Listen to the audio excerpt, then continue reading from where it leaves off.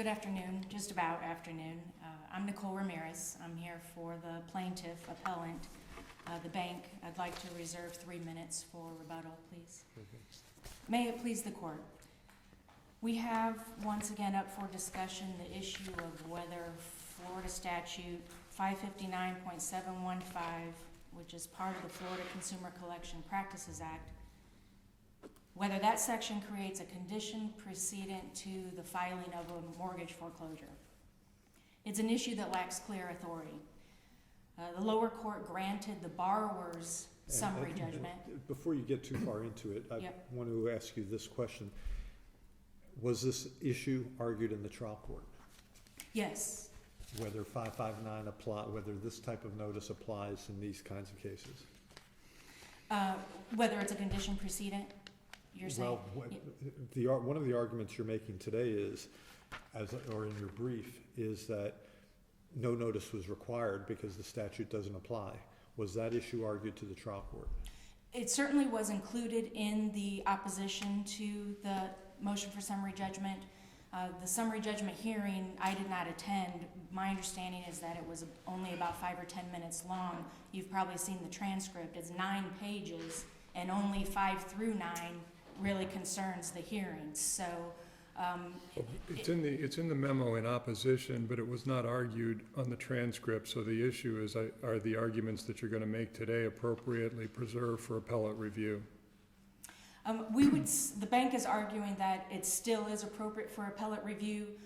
I will also be talking about the fact that there was, not even getting to whether it's a condition precedent, that the fact that the letter was provided is a genuine issue of fact. But even on top of that, the sufficiency, it's a matter of law. It's de novo review.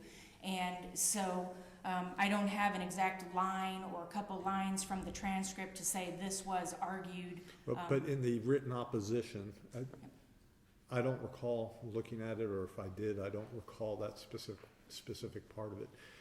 Did it specifically argue that 559 does not even apply to this situation? Yes, Your Honor. It discussed the Trent case and the Corson case, and that it should not even be considered a condition precedent. The lower court, of course, granted the borrower's summary judgment, even though there were competing affidavits. The lower court did not address, it didn't make a decision, is it a condition precedent or not. It granted the summary judgment with the statement that the letter is inadequate. There was an affidavit from the borrowers saying that... Let's skip that for a moment. I want to hear your legal argument, if you will, and we'll just set aside the preservation for the moment. I would like to hear your legal argument as to why 559 does not apply in a foreclosure context. Sure. First, when interpreting a statute, of course, we go to the actual language of the section. 559.715 says specifically, this part does not prohibit the assignment by a creditor of the right to bill and collect a consumer debt. It goes on, the assignee must give the debtor written notice of the assignment as soon as practical, or at least 30 days before the action to collect a debt. So the bank provided an affidavit attaching a letter from 2006. It was 1 month after the signing of the loan, saying the right to bill and collect, I'm paraphrasing, we're now collecting this from this loan from you. And does it say anywhere in there that the debt was assigned, that the loan was assigned? It does reference in notice of assignment. It references something on the back of the letter, which admittedly was not attached to the affidavit, the back. But it does say we now have the right to assign this and see this notice of assignment on the back. Okay, I've got a very small print of the letter, so where in this small print is the reference to assignment? I believe it's paragraph 2. Let me grab my copy of the letter also. It never mentions Deutsche Bank, the trustee of the trust. It does not mention the trust, that much is certain, but it does state that pursuant to a notice of assignment, let me pull out my small little print also.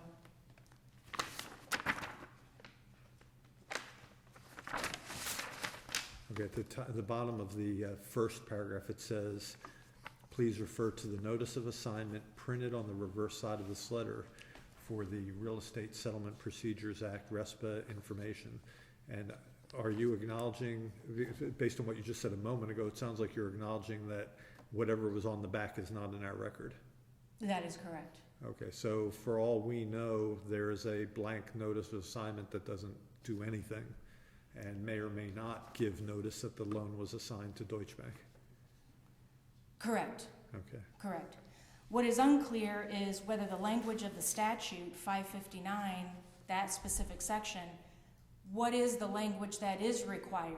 It talks about the right to bill and collect. In this instance, America Servicing Companies. Is there any case indicating that 559.715 applies at all? There is not, and that's why the issue is very unclear. Many of the lower court judges... Why is it unclear if there's no case saying it applies? Well, you would think that the fact that there is no case saying it applies means it does not apply. And there is some federal case law. I mean, the Trent case, which is Middle District of Florida, that was from 2007. Opposing counsel has argued that Trent is overruled, that doesn't apply, but the Middle District is still following Trent. There have been cases that say foreclosure action is not debt collection activity. What cases would you refer me to that follow Trent? Well, of course, starting with the Trent case, but then there's also, just most recently, Summerlin versus Jackson. That's a Southern District from Florida case. That citation was provided in a notice of supplemental authority. And even the Middle District, I have not filed a notice of supplemental authority of this. I just found this case. Is it Dyer? Dyer, exactly. And that's the Middle District again saying, look, we're following Trent. The Corson case, which is from 2013, and the Conklin case, those are both cited in the brief. They also follow Trent, saying the act of filing a foreclosure action is not debt collection. All the cases gone and all these other cases that are cited. I've got an appreciation for that argument because I think a foreclosure of a security interest is clearly a different thing than what the statute seems to be directed at, which is abuses by debt collection agencies. However, what I am having a hard time with is that foreclosure of a lien is not an effort to collect on a debt. And the reason I have a problem with that is there is a debt. There's a letter that goes out that says, if you don't pay what you owe us on the debt, we are going to pursue remedies that are available to us. And the federal cases that I have read, they seem to take it as a given that a foreclosure action is not an action to enforce a debt. And I didn't see any great analysis as to why that would not be. Why is that simply not another remedy to enforce and collect on a debt? It certainly is one of differing remedies that can exist. In the foreclosure complaint, they're not seeking a deficiency, they're not looking for money, they're looking for return of the secured property. Well, they are saying, though, in the foreclosure complaint and in the foreclosure judgment, you owe this amount of money, and we're suing you because you owe the money. And then the judgment says the court determines you owe this amount of money, and by the way, if you don't pay this money, your property will be sold. So again, I appreciate where you're coming from, but I'm missing something in the logical flow as to why that is not part of a collection effort on a debt. The way I understand it, and there's no case directly talking about the filing of a foreclosure versus, say, letters that are sent. Even when you look at the legislative history of 559, it talks about that the legislative history is to regulate debt collection. They don't include this as a condition precedent. There could be, the bank has argued, there could be a private right of action for violation of that particular section, 715. It could be debt collection. All the cases that are used gone and the long line of federal cases, they deal with actions under either the federal version or the Florida version of consumer credit collections, debt collection. They don't deal with the actual filing of it. So could there be a private right of action? There could be. One of the lower court judges, also I read a recent opinion that they pointed out a very important point, that perhaps there is no private right of action. The statute certainly doesn't say it, and it does make it clear in other statutes. So why does there have to be a private right of action? Perhaps a private party can't enforce that in the first place. In the legislative history to that, it talks about that the purpose of that 559 is to regulate debt collection, and it goes to great length to say that violations of that Chapter 559 are enforced by the Office of Financial Regulation or the Attorney General. What were you referring to there? The legislative history of 559, and the sites are given in the brief. Right in the beginning of the committee notes, what are the changes to the act? What is the purpose of the act? It specifically talks about enforcement by the Attorney General or the Office of Financial Regulation. So just because there is no private right of action, that does not create an affirmative defense now to the mortgage foreclosure. The citation from it's a Hillsborough judge, I think Judge Keiss, circuit case, cited to First Specialty versus GRS Management. That's a Southern District of Florida case from 2009. I'll give you the citation because it's not in the brief. 2009 Westlaw 2169869. And that case holds that no private right of action doesn't mean affirmative defense. Well, but what about the language in the statute itself, 559715, where it says that written notice has to be given at least 30 days before any action to collect the debt. If my interpretation is that a foreclosure action is one of several remedies available in order to collect on the debt, why is the at least 30 days before any action why can that not reasonably be read as a condition precedent? Even if it is determined that, okay, this is a condition precedent, the bank would still argue that there was still a genuine issue of fact of whether the letter was provided. The 2000 letter was attached. It came from America Servicing Company, who, if they're not the assignee, then they're appointed by the assignee to send such a letter to bill and collect. That was an issue of fact. We have competing affidavits. The court didn't even really get to, is it a condition precedent? We imply that the court must have held that it was, or they wouldn't have said the letter was inadequate in the first place. But for purposes of summary judgment, as to the 2006 letter specifically, is there anything of record that says the notice of assignment that you said is on the back of the original of the document, that in fact that was an assignment to Deutsche Bank? There is nothing in the record that says that. So in the absence of that, at least as to the 2006 letter, didn't your client fail to meet its burden to show a genuine issue of fact? The bank says no. That letter itself. I know what it says. Well, but, sure. What of record do we have that says they carried their burden? The fact that the statute says that the assignee must give notice. It doesn't say send notice. It says give notice, whatever that may or may not mean. The letter that is shown, even without the back, that is notice of the assignment of the right to bill and collect. There's more to interpret in that language than assignment of the loan or assignment of the right to bill and collect. It's America Servicing Company that was collecting and billing this loan from 2006 until the default in 2011. That letter could be ruled as, is it in substantial compliance with the statute? Does the statute apply? Something that I think you're arguing now that I don't recall being argued before is that the statute only talks about the assignment of the right to bill and collect, and it is not necessarily a full assignment. It was mentioned in the brief, not discussed at length or explained at length, but the words bill and collect are important. We've had other hearings with this. They are, and that goes then to the preservation issue. Was that argued in your opposition or we know you didn't argue it at the hearing. I don't think your client argued it at the hearing.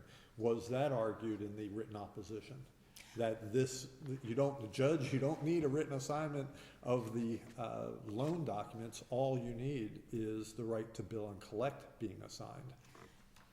I don't know whether at the hearing, whether those exact words were used, but the argument was that this letter came from ASC. It didn't come from Deutsche Bank, whoever the named plaintiff is, the trust. So that letter was inadequate. The bank had argued that the letter is adequate. It shows the change in the servicing. And Well, actually, the statute says the assignee has to give written notice. It doesn't say the assignor. So, you know, in theory, if ASC is the assignee of the right to bill and collect, I mean, you would be arguing that this would be sufficient, but for the fact that we really don't know what's on the back. Exactly. And on the back, it might say, we assign the right to monitor this loan for the next, 2 years until we get our own house in order. We know that doesn't happen, but in theory, who knows? There's enough strange documentation in the foreclosure world dating back through these years that, we're somewhat hamstrung by what I would suggest is an incomplete record by your client as to exactly what took place and when, and what was notified to the borrower. even with the missing of the back, that is exactly the argument, that that letter would still suffice, or it would at least rise to a level to pass that, hey, this is a genuine issue. Did that letter substantially comply or not? First of all, the statute's unclear, or the case law hasn't made it clear whether it is a condition. If it is a condition, did that letter cut it or not, even without the back? There's recent case law right from the second DCA, the Milan, Greentree versus Milan case that confirms the standard of substantial compliance. That case is in relation to a default letter, but that's been also a big issue. Does it have to be exact words? Is it strict compliance? Is it substantial compliance? There was no discussion or thought by the court of whether that letter substantially complied with what the statute may or may not impose as a condition preceding. Ms. Ramirez, you're really at the 17-minute mark, but I'm not going to ask you to sit down yet because there's enough complexity in here, and I'm sure I've taken up a fair amount of the questioning, so my colleagues may have some more questions, and Mr. Stopa will, of course, have equal additional time. But I just wanted to let you know where you are so you can sort of gauge how far you want to go with this, recognizing he'll have equal time. I guess I'll wait for rebuttal unless there's more questions before. Go ahead. If the letter indicates that there's an assignee, American Servicing Company has taken over the servicing of the loan. Is that correct? Yes. Does that then trigger anything within the definitions or the exclusions of a debt collector, particularly this would be 559.55 7F, any person collecting or attempting to collect any debt owed or due or asserted to be owed or due another. ASF or ASC is collecting the debt for Deutsche Bank. Is that clear in the letter that they are? Because I'm saying if it's clear in the letter that they are, does 559 even apply because the debt is not in default at the time? The definition of debt collector in the statute itself seems to imply that foreclosure activity is not debt collection because, for the exact reason that you mentioned, when they take it over, it's not in default at that time. That was in 2006. I don't know if that's in the record, but we're presuming that when Deutsche Bank took over this loan, it was not in default. I don't know if that bears out in the record or not. It bears in the record by the fact that that's a 2006 letter, 1 month after the note was signed. You wouldn't think it could even be in default 1 month after the note is signed. I think the first payment was November 1, and that's a November 22 letter. And also in the complaint itself, it talks about that the default date is 2011, so it does bear itself out. This was summary judgment stage. The plaintiff had also filed its own affidavit to try to have its own summary judgment heard on the same day, which the court refused to hear, but there was also that affidavit, which would have provided some other standing information and exactly when the default occurred. And how does the ASC letter help you at all if the plaintiff is Deutsche Bank and the complaint alleged that Deutsche Bank is the assignee not of ASC but of MER? You know, there's again some missing links in all this, that if the statute applies, how have you overcome it? The 2006 letter still meets any requirements of the statute if they exist, because ASC has the power to act for the owner. Deutsche Bank is the trustee. They're not even the owner, just the trust is the owner. Well, Now not in 2006 they weren't. The complaint says Deutsche Bank didn't become the owner until 2011.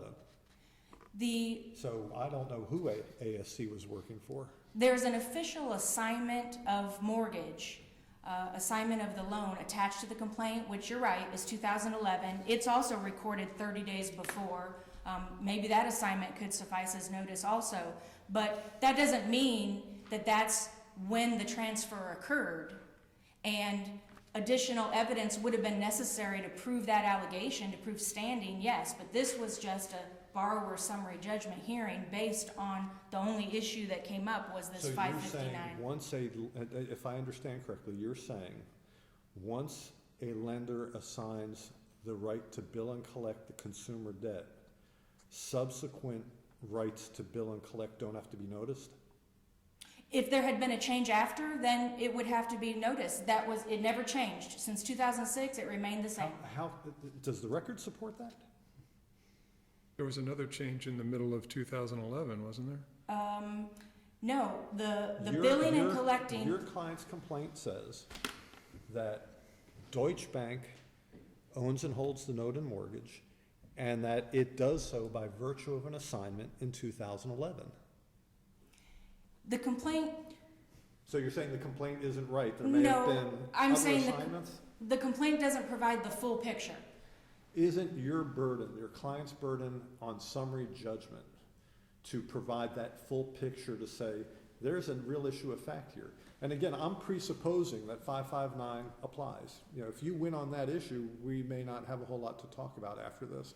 But if you don't win on that issue, and if we conclude that 559 applies, what notice was given under 559-715 that the right to bill and collect this consumer debt belongs to Deutsche? First of The all, answer is nothing, other than the 2011 assignment. well, we would still argue that the 2006 letter provides that notice if ASC is working for Deutsche Bank, so to speak. Was that established in the record? It was not established in the record. And is ASC the plaintiff? No. No, however, it was the borrower's summary judgment. It was their burden to show that there was no issue of genuine fact that could prevent summary judgment. They filed an affidavit. This is, maybe we're finally getting to the question I've had for quite some time. In July of 2011, which is the foundation of the suit, debt was transferred from MERS as nominee for Wilmington Finance to Deutsche Bank. My understanding has been is that there was no notice of that assignment, and that's what's being complained of. And as Judge Silberman said, if none of this applies, then that's fine. But if it does apply, 2006 has nothing to do with it. The assignment that was not noticed happened in July of 2011, and nobody's even saying that there was any notice given. That's what I perceive to be the Sure. problem, Sure. apart from the legal issues. Besides the public So filing, was there any notice given of the July 2011 assignment? besides the public filing of that assignment, that there was public filing. Public filing. There was no But notice. there's no notification to the borrower. It could have been on the back, and that's Could- true. it We don't could have have that in the record.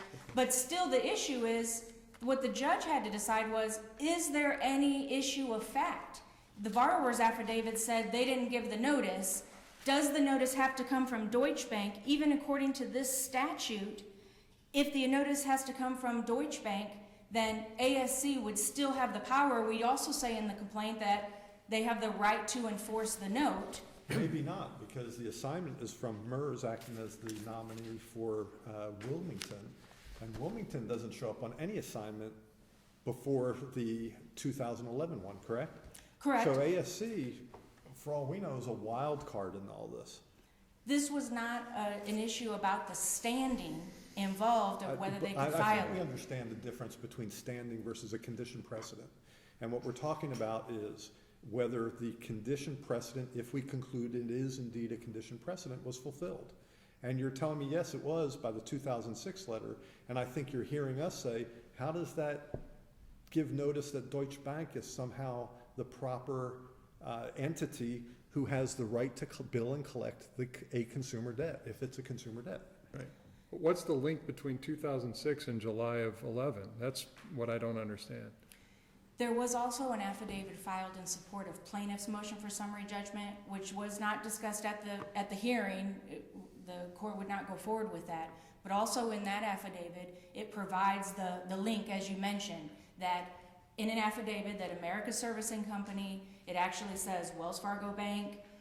America Servicing Company is fictitious filing for Wells Fargo Bank, who is, it either says attorney in fact, I don't have it right in front of me, or by virtue of the power of attorney, acting for the plaintiff. The plaintiff is the investor, but it's the servicer who has the power to send all these letters and do all these things. Does the affidavit say that notice of that entire chain of relationships was given to the borrower? I'm sure that it doesn't, because there have not been, when the loan changes hands, say it went from Wilmington, then it went to the trust, the law doesn't even require that there be an official assignment. In this case, there happened to be one. It was a month before the filing of the complaint. That's not the only evidence that exists. And in that additional affidavit, it provides the information that America Servicing is acting on behalf of the plaintiff. Does it provide the date since 2006? I'm not sure. I have a different question before you wrap up. Because this whole issue of the foreclosure and action on a security interest, the federal cases seem to say that's not an action to collect a debt. So let me give you a hypothetical and see if you can address this. You buy a pickup truck and you get a loan for the pickup truck, and the loan is secured by the pickup truck, and you don't pay, and the holder of the loan sends out the collection agency to go pick up your pickup truck. Now that's an action against the security. Would that not be a debt collection action, the act of going after this collateral? Well, it may be, and they can go pick up that truck before they even file anything. So it's hard to make it match with a mortgage foreclosure. Well, Whether or not they're the original lender. There are questions of assignment issues and so forth. Yeah. But what I'm trying to figure out and understand is, going back to the federal cases, they have concluded repeatedly that a foreclosure action is not an action to collect a debt. And so I'm trying to think of something similar that I can analogize to and say, yeah, they're right. They're not just drawing a conclusion out of thin air. They've done serious analytical research as to why. And the best thing I could come up with is, well, another type of action on a piece of security is tow truck going to get the car. So, if I just conclude outright, well, that's not an action to collect the debt, I have a hard time convincing myself without something more. It may be that mortgage foreclosures, as has been stated in cases talking about, say, the statute of limitations, that mortgage foreclosures are just this different entity because it's a 30-year loan, it's so long, And there may be a lot it of provides really a good- different, There may be a lot of really good reasons to get there, and there may be some really good reasons why this chapter 559, that whole section shouldn't apply. Because I think the intent behind, as I said at the very beginning, the intent is debt collectors. They say at the very beginning of the chapter, this is because we have out-of-state debt collectors who don't follow the law, and we want to make sure they follow the law. So there seems to be some expression of legislative intent, but that doesn't necessarily trump the actual words that are used in the statute. And so I guess I was hoping you might be able to give us something to work with other than what I think are broad conclusions in these cases, that a foreclosure action is not an action to collect the debt. And intellectually, I'm troubled by the gap in the conclusion versus how they got to the conclusion. I think the difference is in focusing on what exactly is the action. Because in any of the cases that are used to kind of stretch to say, hey, look, this is debt collection, it's an actual collections action. There's no counterclaim here. This is being used as an affirmative defense to the foreclosure action. Yeah, I mean, is there anything in the legislative history that simply points out that this statute is a consumer protection statute? And I think the elephant in the room is we all know that the reason these people stopped paying has absolutely nothing to do with this notice. Correct, right. I mean, That and the there's word been... foreclosure appears nowhere in 559. That under the list of prohibited acts, none of them apply. They're nonsensical as compared with the foreclosure under the foreclosure ambit. So it's peculiar. It's peculiar language, and I think I've said enough. It's certainly a difficult issue, that's for sure. I'll stop there so we can go on and... Thanks, Ms. Ramirez. Thank you. Mr. Stopa?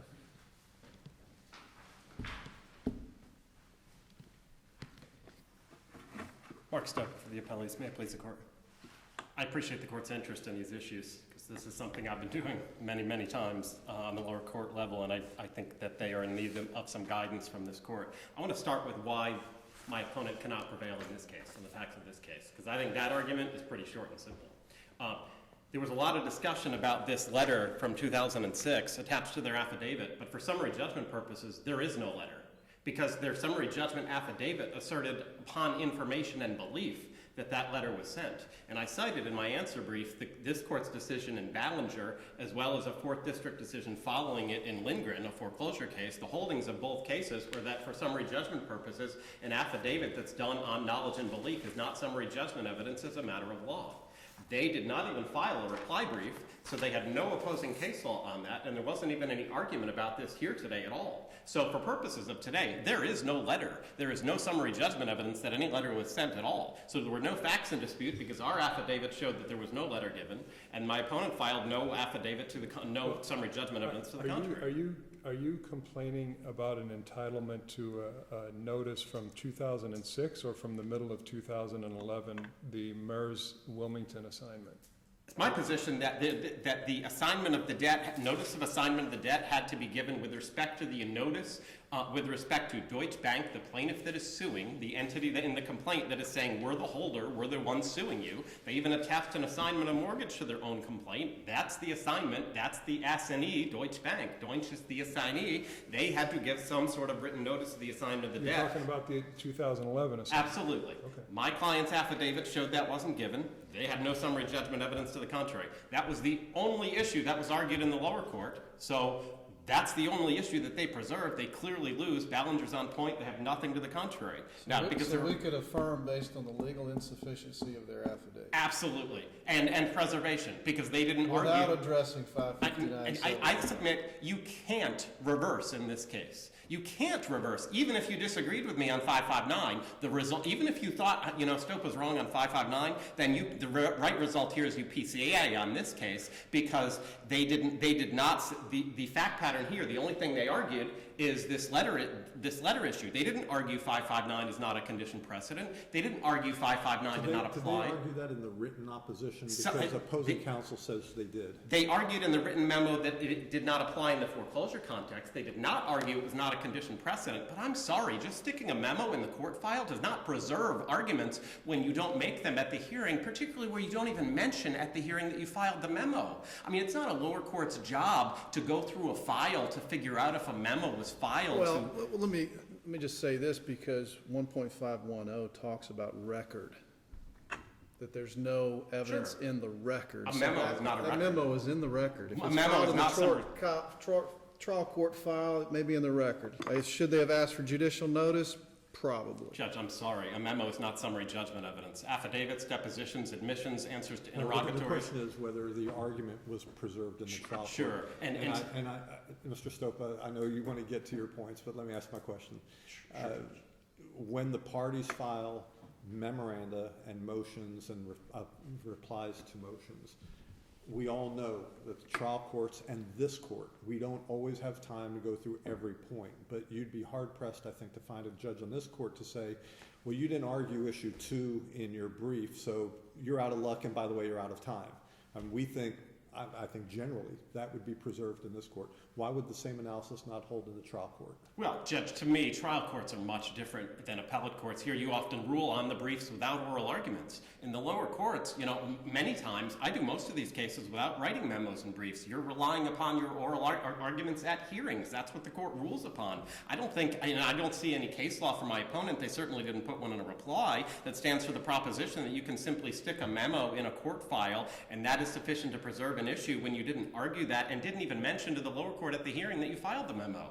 I mean, lower courts... Isn't the best argument on that preservation issue the fact that in their affidavit, whether it's ultimately we accept it or not, they say notice was given? That seems to me to be an argument that they're relying on the fact that they gave notice. I'm not sure that's all they relied on, but that's certainly one argument. Sure, that was what they chose to take the position of at the hearing, and they lost, and they didn't say, oh, by the way, we have other arguments, or it doesn't apply, 559 doesn't apply, or anything like that. They could have done that. Judge, if you rule that they preserved on this fact pattern, what you're telling every circuit court judge is that they have to look through the entire file to try to find memos before they rule, even if that the other side hasn't even argued or mentioned before every hearing in every type of case. I respectfully submit that can't be the law. That Ailes versus Boemi, the Florida Supreme Court decision that I cited in my brief, makes clear the preservation requirements, and I've seen Your Honor Judge Silberman cite that in some opinions that you've written since then. That requires more than just sticking a memo in a court file.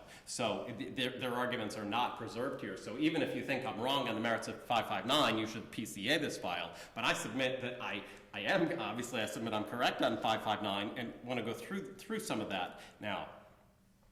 I very much agree with you, Judge Silberman, when you were saying, as you read those middle district decisions, you don't see any analysis. That's exactly right. They don't have any analysis when they're saying, well, mortgage foreclosure is not an action to collect debt. There isn't any analysis. You know where all the analysis comes from? All the decisions that I cite. Your decision in Gann, as well as the 3rd Circuit, 4th Circuit, 6th Circuit, 10th Circuit, and 11th Circuit. Those are all appellate decisions as opposed to trial court decisions in the federal courts. Those decisions all have lengthy explanations, pages and pages long, the holdings of the cases is that mortgage foreclosure lawsuits are actions to collect debt under the FDCPA. What's your best case on that point? I mean, here, reading from Glazer, for instance, the 6th Circuit decision decided 2013. Any type of mortgage foreclosure action, even one not seeking a money judgment on the unpaid debt, is debt collection under the Act. Here we have not only a mortgage foreclosure. You've got Glazer, a Sixth Glazer, Circuit you have case. Wilson out of the Fourth Circuit. You have Kmark decided in this year out of the 3rd Circuit. You have Reese and Burster decided out of the 11th Circuit in 2012. The Reese court says they don't reach the issue. Oh, well, Reese was cited by this court's decision in Gann, and Reese gives Mr. Stopa, I was on the panel, and I've got Gann in front of me, and I'm looking at Reese, and it says we do not reach the question of whether enforcing a security interest is itself debt collection activity covered by the statute. Sure. That is, hold on a minute, we do not decide whether a party enforcing a security interest without demanding payment on the underlying debt is attempting to collect a debt. So they don't decide it. However, the Southern District has decided it. The Middle District has decided it. They've reaffirmed Trent within the last month or two. 559 says that this court is supposed to give great deference to the federal court's interpretations. So Glazer, is that your best shot? Glazer, Kmark, and Wilson are all appellate courts out of the federal jurisdiction, not one trial court decision. Those are all appellate In courts. 559, where does it say anything about foreclosure? Where does it say anything about a condition Judge, preceding? obviously, the word foreclosure isn't there, okay? But if you can go with me for a second here. Third Circuit, Fourth Circuit, and Sixth Circuit, they all say foreclosure lawsuits all alone are actions to collect debt. Reese says you need a foreclosure lawsuit plus something else. Well, in this case, you have the plus something else because you have a letter that's demanding the payment of money.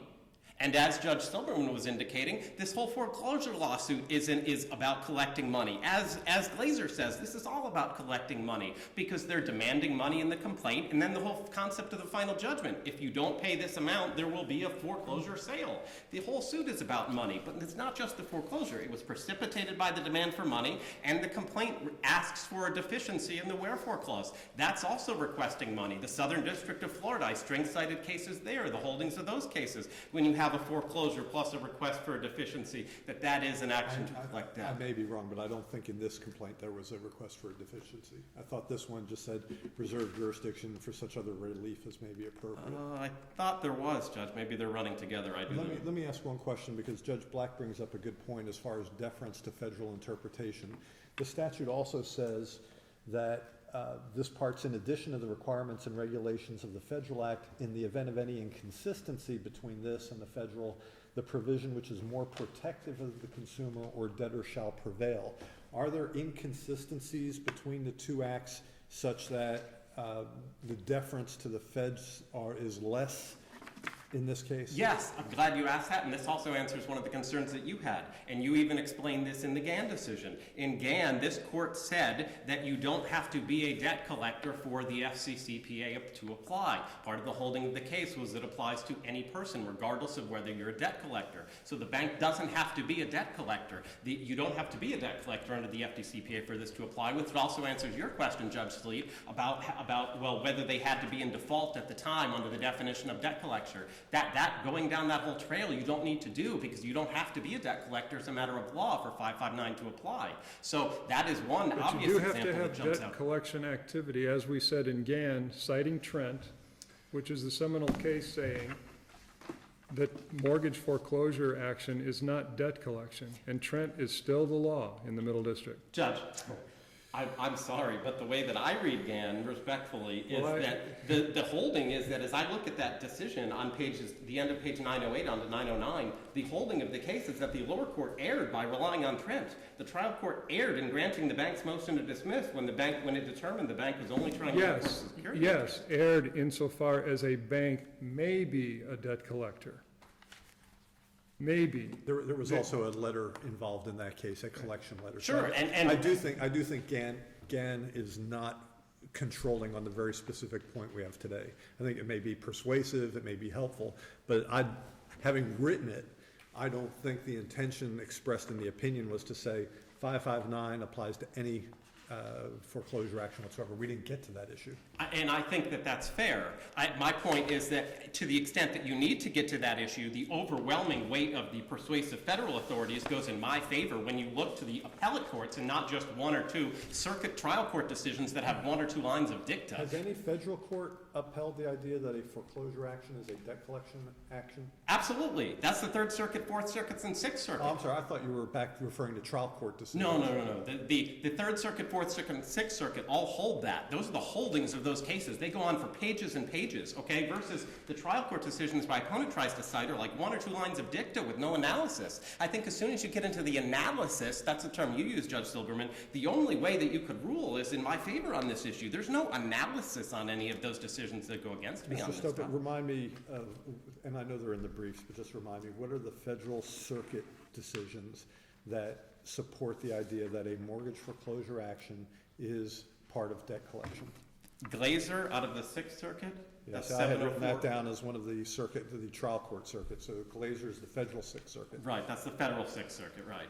Wilson is the federal. You've given us so many to read; they all blend together. Mr. Stoker. I quoted these good ones out at length in the brief, but Glazer is a good one. That I just read. The lawsuit alone is debt collection. Wilson out of the Fourth Circuit holds that. Kmark out of the Third Circuit holds that. And then some of the 11th Circuit decisions which this court followed again, which I understand, Judge Black, that you're looking to, require something besides the foreclosure lawsuit, something else, right? Well, we have that something else. You had a letter demanding money that precipitated the filing of this suit. It demanded money. That is the something else. In fact, if you look at Burster... That's not the gist of your argument, though. The gist of your argument is that it applies to a foreclosure case standing alone.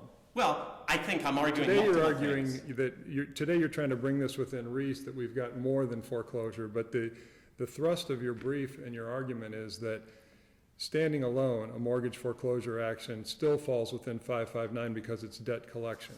I think it's both. I think it's standing alone, it is an action to collect debt, just the lawsuit. But I think when you have just the lawsuit that's precipitated by a letter... There's no Florida state court or federal court decision holding that. You agree? No, Florida, circuit court judges. I have the 47 circuit judges. Okay, circuit court. So it's 47 circuit. No Florida appellate court, no Florida federal court at any level.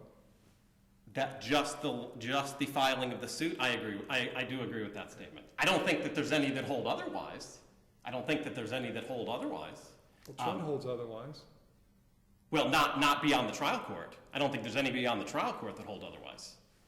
There's no Florida DCA decision that holds otherwise, and there's no 11th Circuit decision that holds otherwise. I agree. So in Florida, the issue is silent, except on trial courts, okay? So if you're looking at trial courts in Florida, I have 47, and they have, what, 3 or 4? Well, I mean, I'm referring to federal trial courts as well. Okay, well, I mean, and I'm certainly not trying to, this is an awkward conversation, I guess, but there's just still one federal trial court judge, right? I have 47. Our state court judges have just as much persuasive authority as those federal judges, right? And I'm not trying to compare anyone, Let's talk practicalities for a minute. Sure.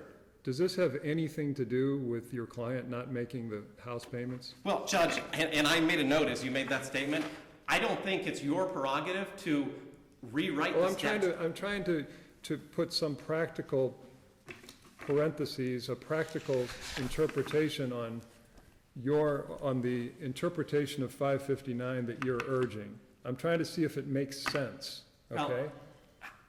Well, I hear you, okay? And my answer to that is to say that's the legislature's prerogative, and in fact, right now, there is actually a pending amendment. But I don't have to just put my head in the sand. I'm entitled to read this through and see if if what you're arguing is nonsense. Judge, not if the plain and unambiguous language of the statute requires this. You have a statute that plainly and unambiguously requires We wouldn't be here if it was plain and unambiguous, would we? Because there's not one mention about foreclosure cases in here, so it's not plain and unambiguous.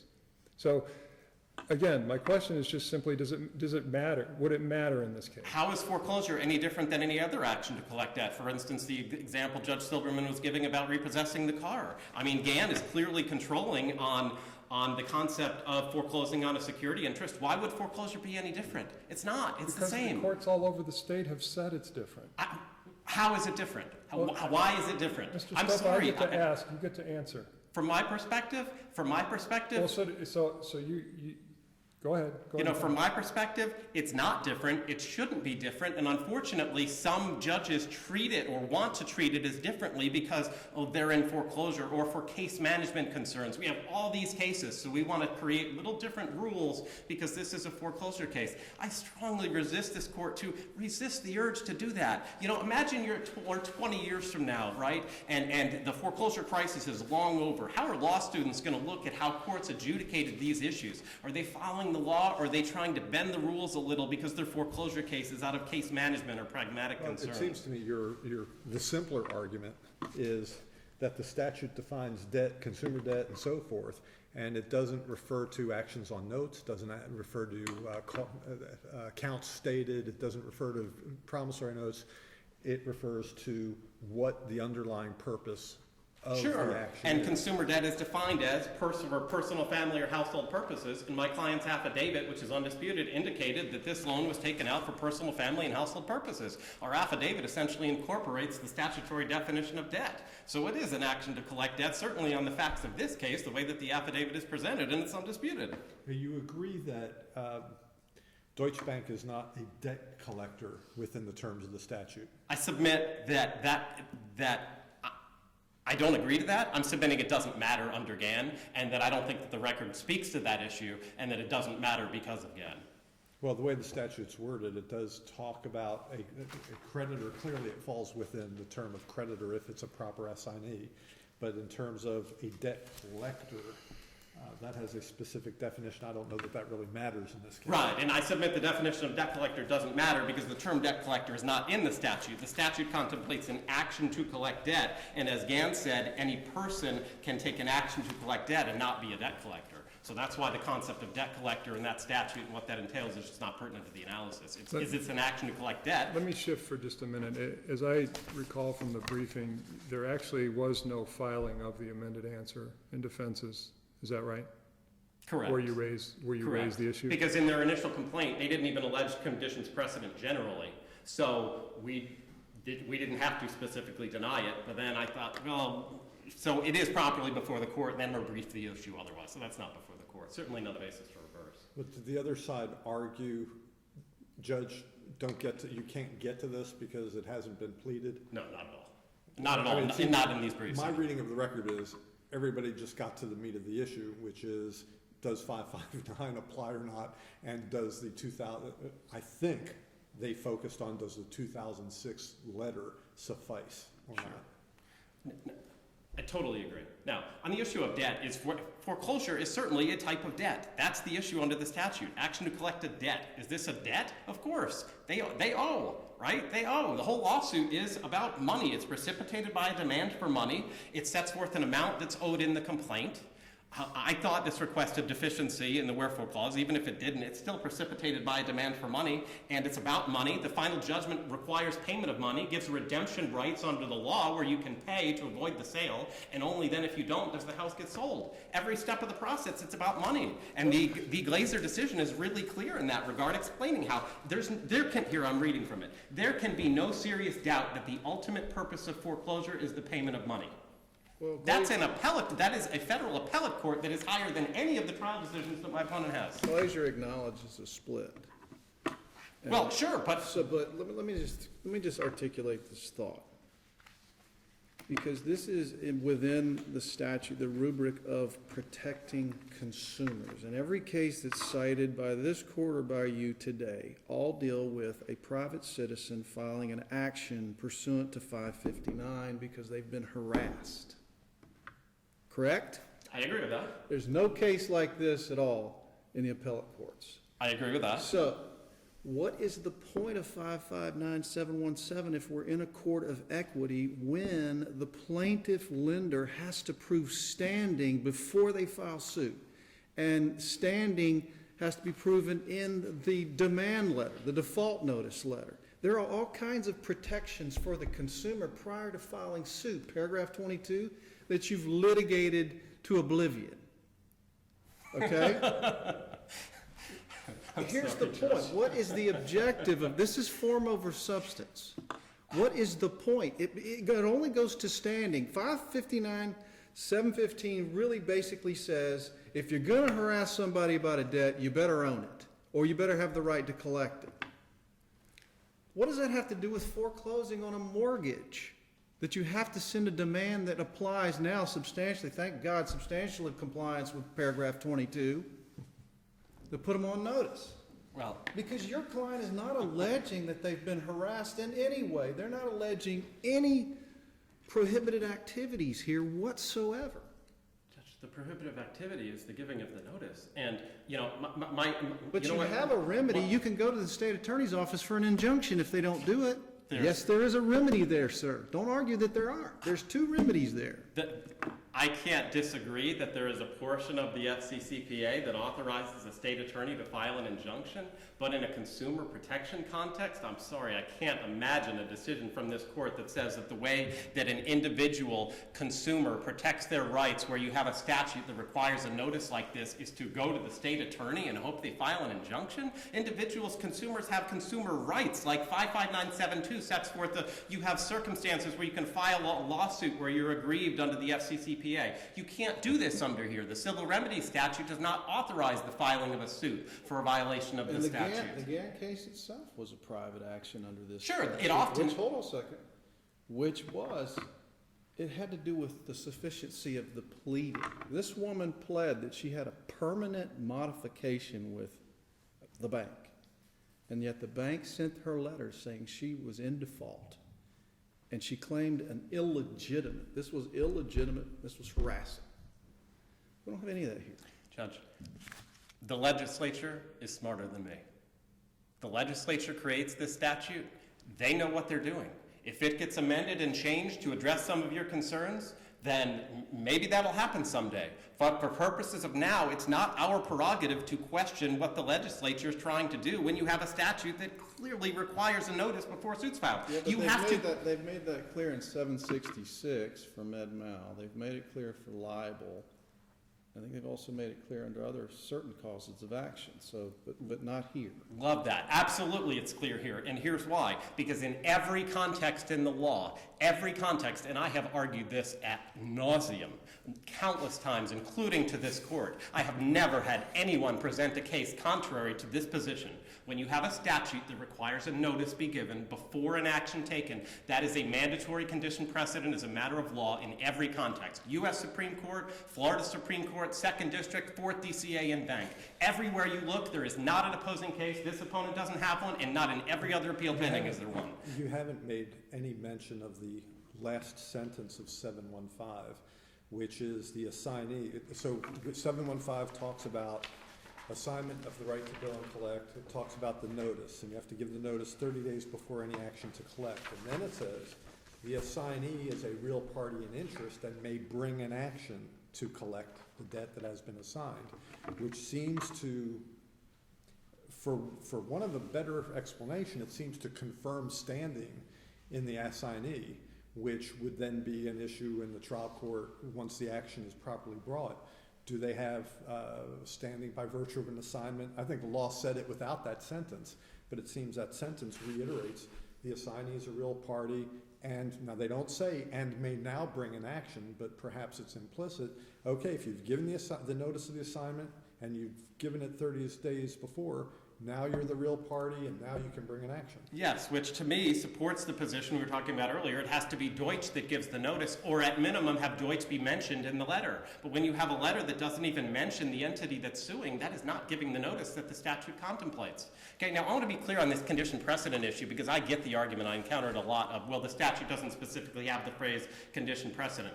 All those contexts that I just gave you, all those cases, don't have the term condition precedent in the statute either. But to me, that's a straw man argument. Whether a statute that has the term condition precedent in it operates as a condition precedent is not the issue at bar. The issue at bar is, does a statute that requires a notice be given before an action taken operate as a condition precedent?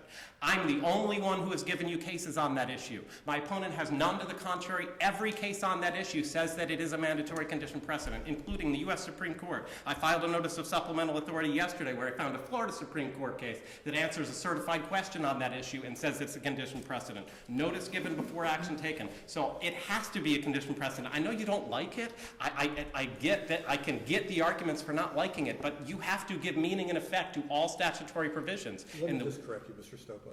When we're asking questions, don't take it as we like it or don't like it. You know, we're exploring issues with you. Fair enough. You know, I should couch I don't it. appreciate that kind of I apologize. argument. I should have worded it as even if you don't like it. It So has I apologize. nothing to do whether we like or dislike the law, we follow it. Well, you did say substantial compliance, thank God. Well, because it's clarified. I hear Because you now have a decision you can run with. You want to go to the Supremes, you got it. So that's the point that I'm trying to make. I Sorry understand. that it wasn't articulated like it should have been. But it just seems to me that if we adopt your argument on this legal insufficiency, we're not even going to reach this 559-715. This may not be the case. I submit it needs to, if this isn't the case, it needs, I'm asking that it happen in one of these cases. They're all very similar issues. I have another oral argument tomorrow with the same issue. I think I have 2 more this month. I've already done this 3 or 4 times here. I'd love to answer more questions that you have about it. If I can check my notes here so the question, one of the questions I always ask, how do you enforce the statute, right? If it's not a condition precedent, how do you enforce it? You can't sue for a violation thereof, because it's not, 715 isn't set forth in the civil remedy statute, so a consumer can't sue. So the only way to enforce is if you adopt your position of going to the state attorney and requesting an injunction. I'm sorry, I can't imagine, I suppose it's up to y'all, but I can't imagine that that is the way that you enforce a consumer protection statute like this, particularly with all these cases that say it's treated as a condition precedent in contexts like this. Have most states adopted some form of this, similar? You know, I have not looked into that. I've not had anyone else. We would be open to other jurisdictions if a state has adopted this language, obviously verbatim here. I want to say I started to look into that once about a year ago. I didn't get very far. That might be persuasive.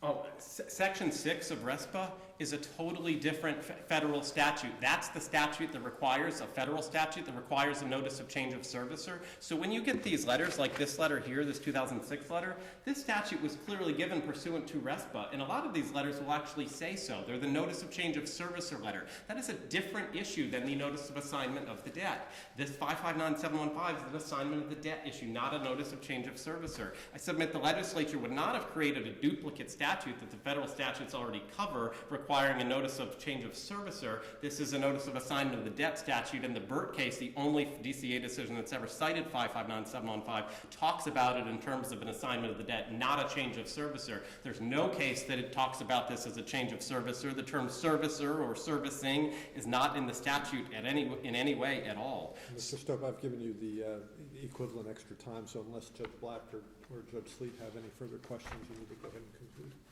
So I appreciate the court's time today and this interest in this issue. I submit for these reasons the judgment should be affirmed. Thank you. Ms. Ramirez, I have a couple of questions for you as you get started on this. First is, we've talked about the deference that is to be given to the federal court's interpretation, and we also have talked about the language in this particular statute that says if greater protections, whichever statute gives greater protections to the consumer, we're supposed to allow that to prevail. So what do we do? Is this statute more protective of the consumer? Is the federal statute more protective? The legislative history to this, to the Florida statute, 559, it specifically talks about this is not the federal statute. It doesn't say whether it provides more protection or less protection, but that it's not intended to be the same as the federal statute. Certainly there's case law that says, look, it's modeled on the federal. So you would agree, to the extent we conclude that this statute provides greater protections to the consumer than the federal, then we have to interpret it as favorable to the consumer? I think it's an option. I don't think it's a requirement. I mean, the statute itself is not very clear, and whether that letter substantially complied with it or not is still subject to interpretation. One other question that I have has to do with the condition precedent aspect of this. The language in 715 says the assignee must give notice at least 30 days before any action. I'm having trouble in not interpreting that as imposing a condition before you bring the lawsuit. Assuming this falls within debt collection, assuming that a mortgage foreclosure can be an action to collect a debt, the fact that it says must and you have to do this before bringing the action, at least 30 days before, is there any argument you can present that says, well, it doesn't really serve to create a condition precedent? The argument that goes to that question, I believe, is in the fact that the cases that discuss that deal with, as the court has pointed out, actions for violation of that. So if there is an action that would violate this chapter, then either the Attorney General, the Office of Financial Regulation. But wouldn't it be just a cleaner interpretation to say you gave the notice or you didn't? And if you didn't, go back and give the notice, much like the paragraph 22 notice that's required. If the bank doesn't give it appropriately, they lose and they have to start over. Why is it unfair, inequitable, harmful to our system of jurisprudence to say must means must and 30 days more means you do it, or if you don't, you start over? The statute just doesn't, the court could interpret, they could make that requirement, but the legislature sure did not clearly make that So it's saying requirement. must and before 30, at least 30 days before any action. If we conclude a foreclosure action is a part of a debt collection process, then must means maybe, is what you're arguing. Must can mean must. If it is considered a condition precedent, then we're still arguing that that 2006 letter met that requirement. If it is a requirement, then that requirement was met. The assignment itself is publicly recorded as well. The court had brought up the fact that from a practical effect, I mean, mortgage foreclosures are equitable actions. The Fifth Circuit has come out with Gorell and another new case talking about. And our record doesn't perhaps address this, but we have seen cases, as I think you all have as well, where there is some equity on the side of the lender because the borrower hasn't paid. But we also know of all these cases where lenders have not cooperated with borrowers and haven't provided, and I don't know that this has anything to do with this particular case, but the equities seem to be cutting both ways in a lot of these cases. And I don't know that that's fully fleshed out in this case, is it? Well, in this case, I think Judge Sleet brought up a good point about the fact that there's no prejudice. There's no, I lost my train of thought of the. Well, there's no prejudice because they haven't paid, but there could be prejudice or would be prejudice if they wanted to pay and the lender says, we'll get back to you and we don't. And again, we know there are cases out there. I don't know that this is one of those cases, but in terms, there was some discussion earlier in terms of the equitable nature of foreclosures. Before we can rule on the equities one way or the other, it seems to me we would need a better developed record at a minimum. It was definitely still issues of fact that remained when the borrower's judgment, summary judgment was entered. That is for sure. The record was not totally fleshed out. The borrowers did not make any allegation of harassment or violation of the debt collection. Even if there is some remedy for this, it doesn't mean it becomes an affirmative defense to prevent the foreclosure. Well, my interpretation of the hearing was that the bank's attorney assumed that 559-715 applied and argued that the letter or the affidavit with the attached letter was sufficient. My problem here is the letter referred to a 2006 assignment when this was assigned to Deutsche Bank in 2011. Number one, if it's not based on personal belief, as the affidavits require, how is that legally sufficient? One. Two, if it doesn't refer to the assignment to Deutsche Bank, how does that raise a material issue of fact when it's irrelevant? The attorney who attended the summary judgment, he did not concede that it applied, certainly. There was a very short hearing and there could have been further argument or additional argument besides the opposition, certainly that it didn't even rise to that level. But certainly he didn't concede that it did apply. He didn't say anything about it at all. It is in the responsive pleading, but I don't know why the lawyer didn't right out of the gate say, look, before we even talk about notice, let's talk about whether or not there's any notice requirement. But it's silent, the record's silent on it. The transcript is silent on it. The transcript does not mention that. You're right. I think Judge Black hits the nail on the head. If that bank wanted to preserve that issue, it seems before you ever get to the adequacy of the notice, the first argument is notice isn't required, Judge. And if notice is required, we comply. So I will tell you, while I appreciate the fact that it's in the memo, I'm having a hard time faulting the trial court for not ruling on something that really wasn't brought to the court's attention. And in fact seems, as Judge Black points out, seems to have been conceded, or at least we're not worried about whether it applies or not. We're not going to deal with that. It applies, but the notice is good enough. When I read the transcript, I also notice in the transcript that this was not the first hearing regarding this same issue right there before. I know it mentioned you can see in the transcript, Mr. Stopa stands up and says, you know, I already argued this and one earlier with the same judge. I don't know whether the attorney for the bank had also had a previous hearing with Mr. Stopa, but the issue itself had been already argued and the court had already ruled on other cases with similar letters that it was That doesn't really inadequate. help you preserve, does it? So it doesn't, it's not in our record, but again, it is in the, Why don't you go, I've let both of you go on yeah. far longer than we normally would, so go ahead and wrap up, please. I just wanted to also point out, just talking about the sufficiency of the affidavit, information and belief, it does use those words, but that doesn't look at the whole affidavit as a whole, where it also talks about this is based on personal knowledge. I've looked at the records, all of the glarum type of requirements that you would use at trial. And that Ballinger case deals with the creditor having summary judgment reversed because they had no affidavit. They were just relying on the verification in the complaint, which just said information and belief, not even notarized, that type of thing. So there still was never any ruling that the affidavit was insufficient, and it was based on personal knowledge pursuant to the rule. Thank you so much for all your time. Thank you, counsel, and we are adjourned. Thank you for the